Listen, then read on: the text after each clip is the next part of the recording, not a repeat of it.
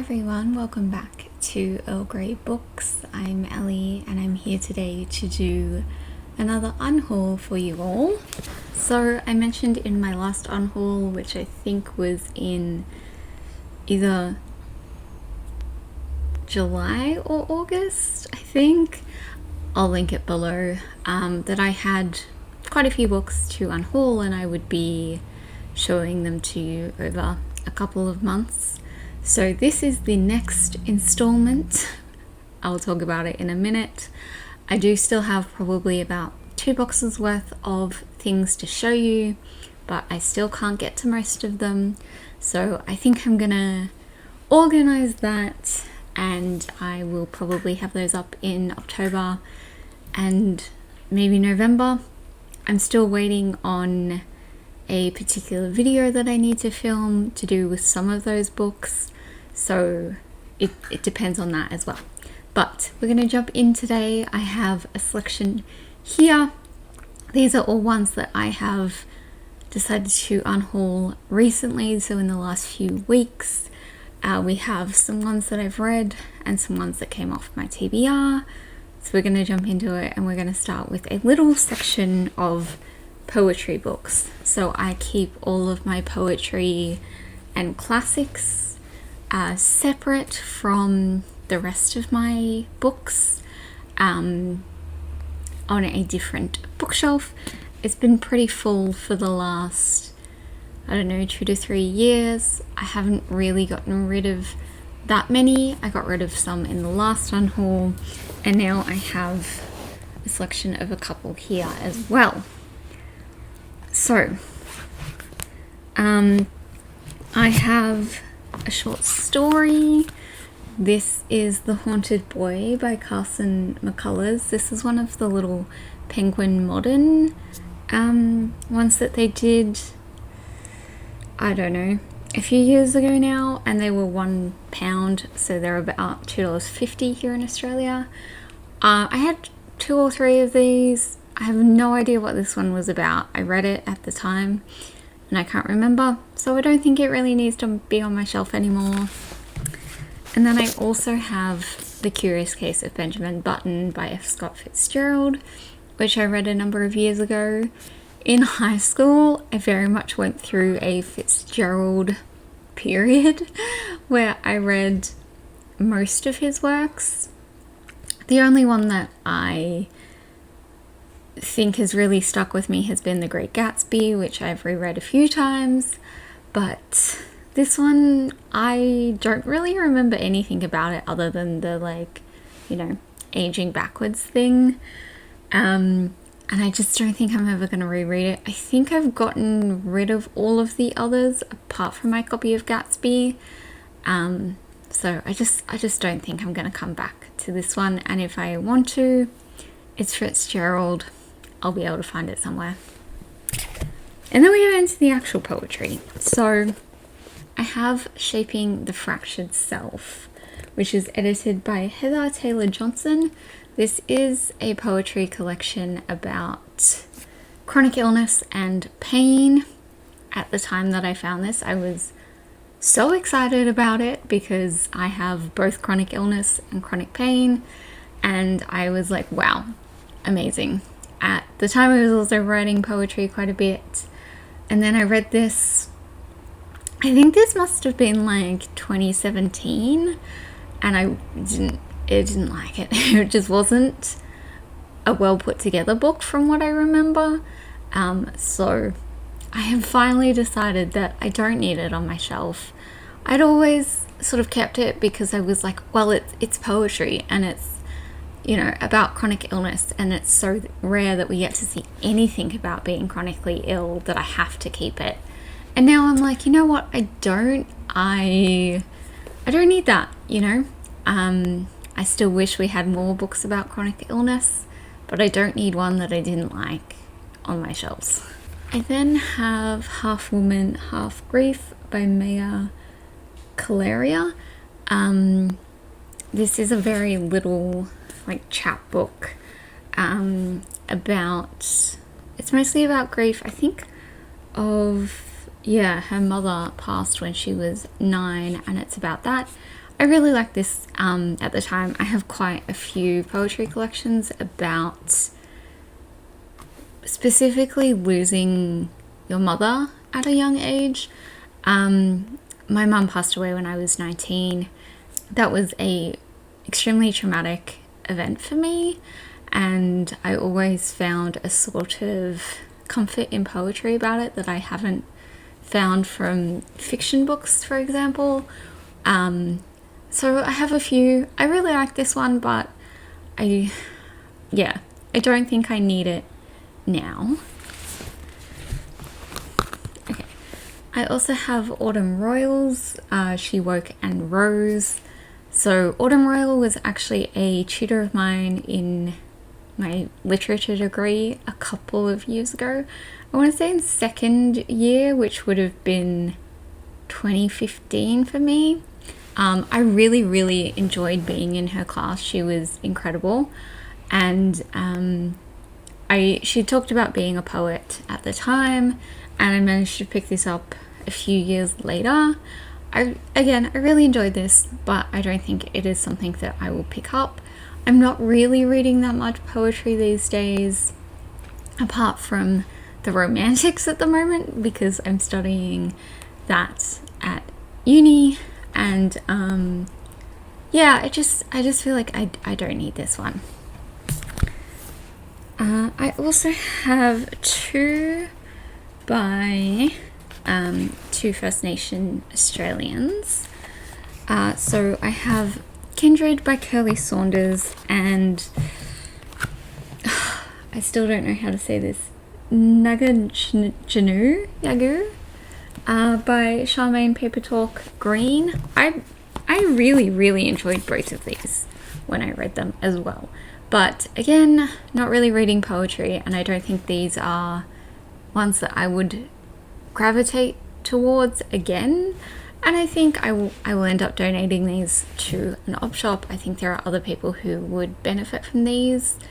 And, rather than just sitting on my shelf. And then for the last section of read ones, I have just a bit of a mix here. I have two historical romances. I have The Madness of Lord Ian McKenzie by Jennifer Ashley, which I read in February. This was okay. This features a character on the spectrum. I've heard it's really good rep. I enjoyed that, but I just wasn't really sold on the rest of the story.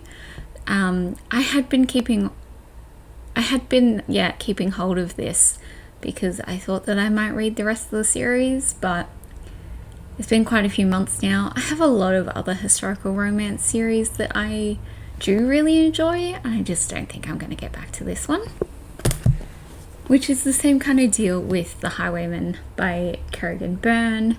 This is the first in I think it's called the Victorian Rebels. I read this as part of I did a video vlog in which I tried to read a bunch of new to me historical romance authors. This was one of them. I enjoyed this. It was fun, but not one that I think I'm going to continue the series with either. I can't get them at my library at all, so I just think I'm going to pass this one on. And I do have another series by Kerrigan Byrne that I'm willing to give a go, so I might end up liking that one. I don't think I need this one. And then two reasonably recent reads have Savage Lands by Stacey Marie Brown. I read this one for Indie Accords and kind of hated it. I really liked the start of it. I'd originally read the first couple of chapters on KU, Kindle Unlimited, and I really liked it, and I was like, yes, I need this in a hard copy. And then I got it and I read it and I didn't like it, so totally wish that I hadn't bought it, but I'm sure there is someone out there who would really enjoy this, but it just wasn't for me. And then I have Here is the Beehive by Sarah Crossan. I was kind of tossing up as to whether to get rid of this or not, because I really love this cover and I love the color, this like orangey kind of, it's so pretty. It's got some flowers on and some bees, and I love bees. But I did not like the actual book, and I just can't justify. I'm very, very tight on room on my bookshelves right now, so I don't need something that I didn't like. So that is the red portion, and then I have a couple that it's just sliding down. I have a couple that I've taken off my TBR again in the last few weeks. Okay, starting with Gunk Baby by Jamie Marina Lau. This was sitting back here in one of these stacks for months, and I kept saying I was going to read it to myself. I didn't really say that in a video, but then sort of I put it back onto my shelves, and then it came to sort of the point of like, oh yeah, I should probably read that. And I went, you know what? I don't actually care about this anymore. So I'm going to unhaul it. I have unhauled it. This is a Australian literary fiction. For a few years, I did kind of read that. I didn't enjoy most of them, but I did kind of read it. And I just don't anymore. I'm not a literary fiction person. I don't give a crap about the genre, what's happening, the tropes of it bore me, and there are a couple of authors I might still pick that sort of thing up for, but I just don't care about this one. Okay, and then I think the rest are all fantasy. This is The Wolf of Oren, Yarrow by K.S. Filoso.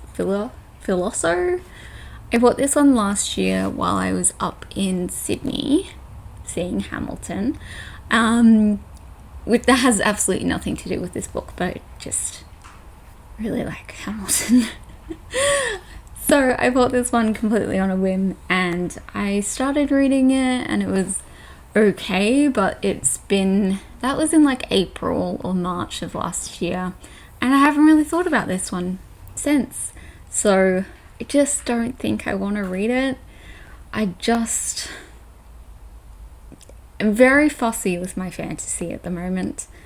I want a romance.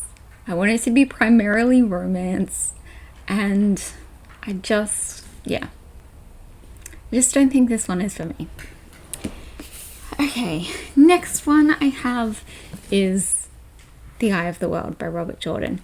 So this is the first book in the Wheel of Time series. I was doing a readathon at the time, so I read the first like 300 pages of this, and then I got a bit burnt out, and then I didn't pick it up at all again for at least, I want to say 6 months to a year.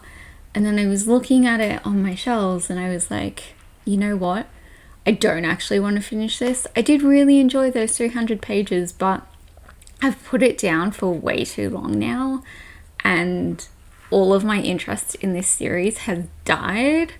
At the time, there was lots of hype about it because the new show was coming out, but I haven't heard anyone talk about it in months, the show or the book or any of the series, and I just can't be bothered to read this whole thing.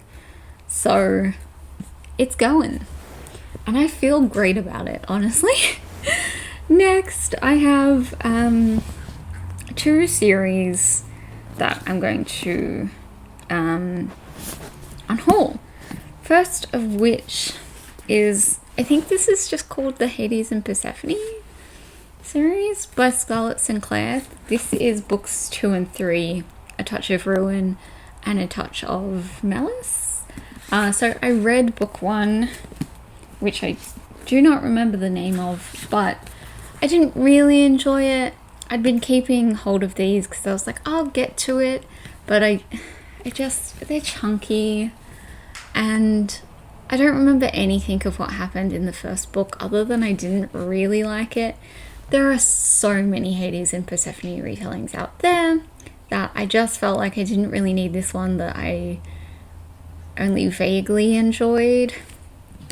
As is the case with the next series I'm about to tell you about, I can't physically get to the first book on my shelves without pulling everything out at the moment, and I can't be bothered to do that today, so I will just unhaul the first books in both of these series in a few weeks when I kind of rearrange my shelves, and I'll show you in my next unhaul. But I'm getting rid of these two. And then I also decided to get rid of books 2 and 3 in the... I don't know what the name of the series are. It is called The Bone Witch. So the first one was The Bone Witch by Rin Chipeko. I really enjoyed the first one, but again, it's been months and I don't really remember anything about the book, and I'm just like, you know what? I can't be bothered to continue the series either. So they're going. These are also they're quite chunky, and I just can't be bothered to try and make my way through these books without rereading the first one and having absolutely no idea what is happening, because then I never end up enjoying the books anyway. So I'd just rather not push myself to these, and I think that there will be someone, if I donate this whole series to an op shop, that will be like, you know, someone who's better at reading series will pick it up and enjoy it. So that is it for today's unhaul. Like I said, you'll see some over the next few weeks or months, depending on when I manage to film them and get the videos up and all that. But for now, I hope you're all doing well, and I'll see you guys next time. Thanks for watching. Bye.